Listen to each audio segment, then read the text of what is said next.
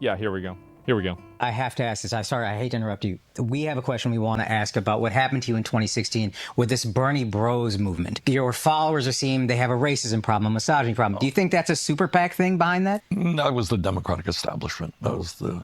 Finally, so old that you don't give a fuck and you just say it. Fucking finally. You know, that was just, they were sitting there. We had a lot of young people. We had people of color. And, you know, they create this kind of myth with the help of the corporate media and all that stuff. You know, it's kind of interesting to that note. Isn't it crazy how he's basically saying the same shit about fake news? He is saying the same exact fucking shit. Note is during this election, the podcast space, which the Democrats largely avoided, they feel had some influence in the election. And they started to label us the podcast bros and said that we were sexist and we were racist and bigoted.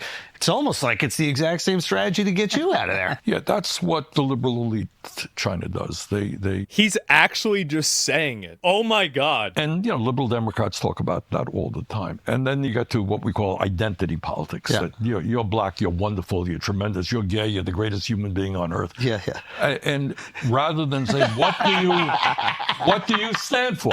Exactly. Gay, that's fine, who cares? Yeah. But what do you see? You guys see why I used to like this guy a lot? This is why they had to shut him down. You know, is every gay person brilliant and wonderful and great? No, of course not. Everybody's a human being. We talk a lot about the Republicans being autocrats and oligarchs and taking over democracy, but from the Democrat perspective, and I'm a lifelong Democrat, I felt like the Democratic Party completely removed the democratic process from its constituents. And they...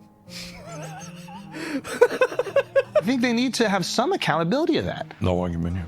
I donated for no argument here, yeah. I mean, I wanted you to, like, 2016, I was like, this is going to happen. This guy's going to do it. And it felt like they, it felt like they stole it from me. And I'll be honest, it broke my heart when you supported them. Fucking based, absolutely fucking based, right to his face. He should have burned the whole thing to the ground. Look, but you have, in the world that I live in, you got a choice. Yep. And I mean, a lot of people, including my wife, agree with you. But you're down to a choice. Is it going to be Hillary Clinton or is it going to be Donald Trump? Not a great choice. But it ended up being him anyway, so why don't we burn it down? Honestly, I agree. Burn the motherfucker down. Metaphorically. Well, because it's easy to say, burning it down means that children are not going to have, you know, food to eat, that the schools will deteriorate, people will not have health care. I got it. And I'm an elected official. I got to represent the people. That's fair. And I can't turn my back on. But then could we not and also... You can see what he's saying. I disagree with it, right? But like, I can see what he's saying. Could we not also say, if ostensibly there hasn't been a fair primary for the Democrats since 2008, are they not also a threat to democracy? Yes. We often hear... Fair enough. That is... Nah, you said yes. They're not also a threat to democracy? Yes. We often hear...